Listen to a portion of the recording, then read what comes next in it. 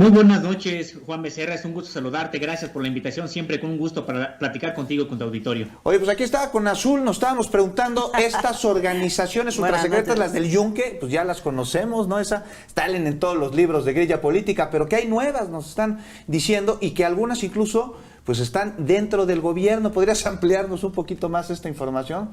Para Claro que sí. sacarlas de la Noches, secrecía. Azul, también. Es un gusto estar siempre con los dos.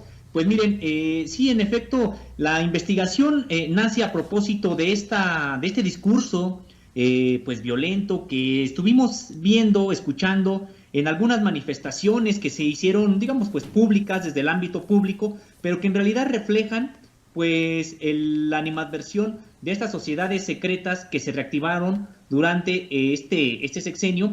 Y bueno, precisamente se reactivan porque la llegada de Andrés Manuel López Obrador al Poder Ejecutivo, pues les representa para ellas la peor pesadilla, pues. No necesariamente porque sí sea un gobierno con características, por ejemplo, comunistas, que es a lo que ellos le temen mucho, pero tienen un discurso anclado en la época de los 60 e incluso anterior.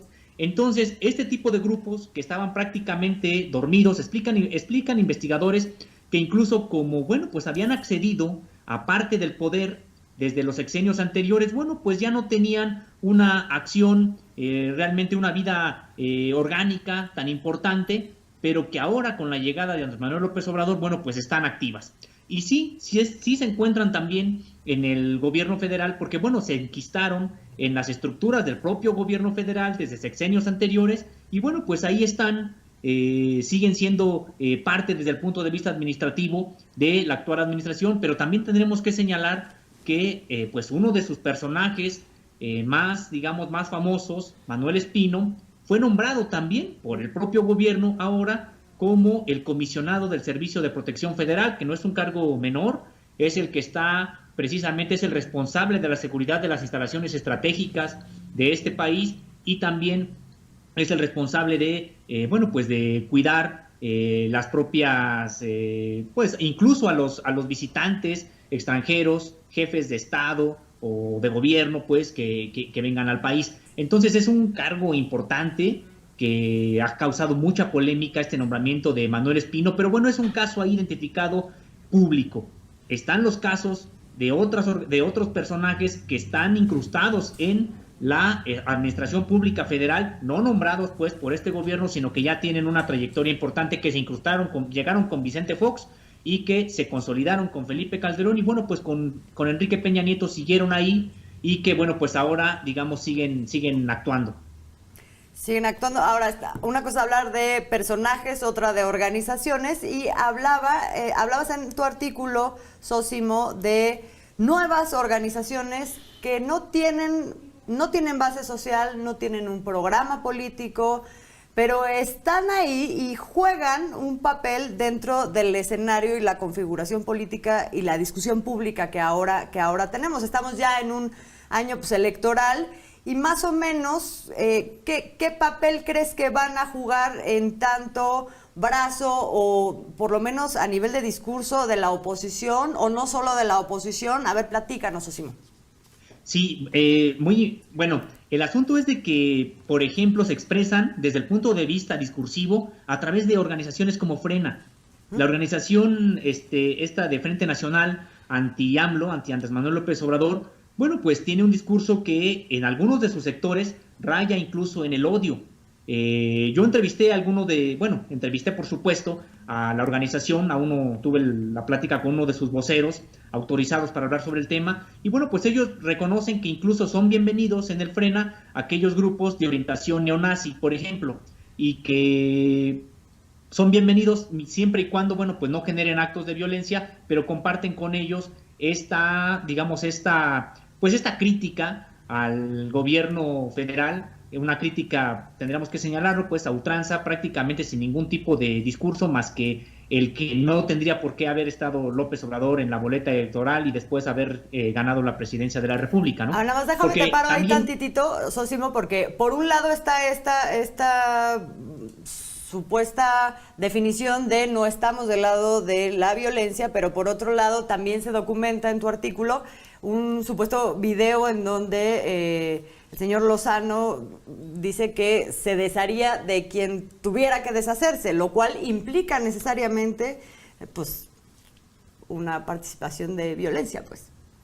No, de hecho, sí, en efecto, es una amenaza directa al presidente de la República, a su círculo cercano, y es que sí es parte de este discurso contradictorio y básico, o sea, realmente es un discurso bastante básico en el sentido de que, bueno, por un lado dicen que no quieren la violencia, pero también dicen que están dispuestos a llegar a ella, simple y sencillamente porque no quieren ser partícipes de o no toleran esta conspiración judeo-masónica comunista que es la que ha instalado a López Obrador en la presidencia de la República. Más allá de esto, es un discurso bastante básico, ¿se lo creen? Sí. Y me dicen ellos, pues mira, lo importante de este discurso no es de que tenga coherencia o algún asidero en la realidad. Lo importante de este discurso es que ellos se lo crean.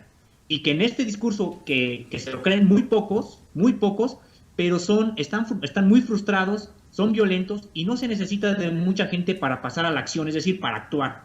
Ese es el gran problema, digamos, que observan los especialistas de este tipo de sociedades, porque tradicionalmente en México han estado marginadas dentro de la propia derecha, convencen a muy poca gente.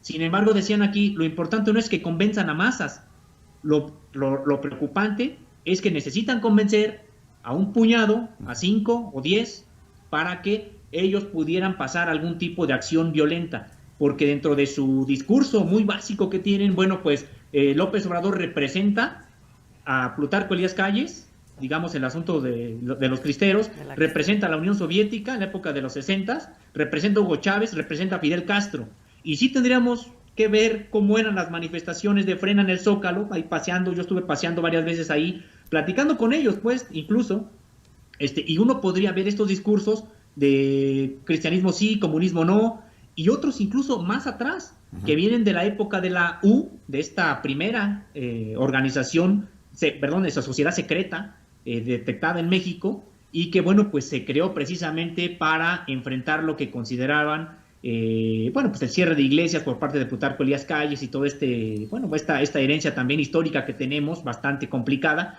pero que, bueno, abrevan de este tipo de discursos y a uno le parecería que es bastante, bueno, pues que están muy fuera de la realidad. Eso parece, Sosimo, pero hay que tenerles cuidado. Bueno, pues no necesitan realmente convencer a muchos, con que ellos estén convencidos, están frustrados y tienen recursos, porque esa es la otra parte. Las sociedades secretas, a diferencia de los grupos guerrilleros, por ejemplo, de izquierda, que tienen algún tipo de base social, por mínima que sea, tienen algún tipo de proyecto de país, bueno, pues tienen otro tipo de, digamos que de comunidad que los hace florecer o que les da viabilidad. En este caso, las sociedades secretas, históricamente en este país, han estado vinculadas al poder económico. Y sí, de manera, ahora se sabe, historiadores han documentado, estuvieron vinculadas, por ejemplo, a la Coparmex. Dentro de la Coparmex crecieron también este tipo de grupos. No quiere decir que toda la Coparmex o todos los empresarios vayan a ser parte de este tipo de grupos. Sin embargo, ahí es donde se han enquistado, de ahí saltaron a la candidatura de Vicente Fox, se incrustaron en el gobierno mexicano, se fortalecieron con Felipe Calderón, y bueno, pues hasta la fecha están por ahí enquistadas algunas, y otras no, están en el gobierno, pero están actuando desde sus propias organizaciones que, bueno, pues que tienen hasta la fecha. Pues yo creo que ahí está, resulta tu pregunta, hay que tenerles cuidado, pues parecería que sí, o sea, porque justo el tema de que no tienen relevancia política es lo que precisamente los hace más peligrosos, digamos, por el nivel de frustración que cargan. Sosimo Camacho, muchísimas gracias por estar esta noche con nosotros con este tema que es muy interesante y que pues va a seguir pintando ahora en el 2021 con el contexto electoral. Sí, muchas gracias a ustedes por la invitación. Gracias. Creo que sí va a seguir en la agenda, y precisamente porque estamos viendo este tipo de discursos que están en las manifestaciones, por ejemplo, de Frena, pero que realmente reflejan el discurso de otras sociedades secretas que, por supuesto, no vemos, no conocemos ahorita su nombre, pero son las que animan a este tipo de protestas como las de Frena. Sosimo, pues mucho ruido y pocas nueces, pero el ruido también molesta. Muchas gracias por habernos acompañado. Gracias a ustedes.